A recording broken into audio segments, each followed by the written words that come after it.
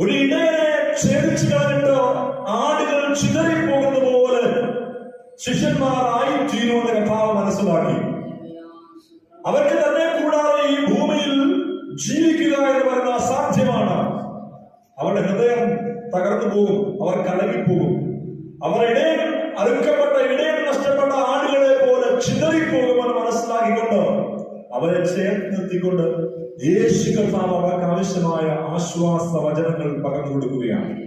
നിങ്ങൾ എന്ത് ചെയ്യണമെന്ന് കർത്താവ് അവരോട് പറയുകയാണ്, അവർക്ക് ഉപദേശം കൊടുക്കുകയാണ്. നിങ്ങൾ എന്ത് ചെയ്യരുത് എന്ന് കർത്താവ് അവരോട് ആഹ്വാനം കൊടുക്കുകയാണ്.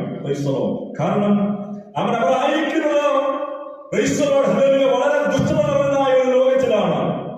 ഈ ലോകത്തിൽ ഏകരായിരിക്കുമ്പോൾ അവർക്ക് അനേകമായ പ്രയാസങ്ങൾ, പ്രതിസന്ധികൾ അവരുടെ ജീവിതത്തിൽ വന്നു ഭവിക്കുമെന്ന് യേശു കർത്താവ് മുന്നമേ അറിഞ്ഞു. ഹല്ലേലൂയ.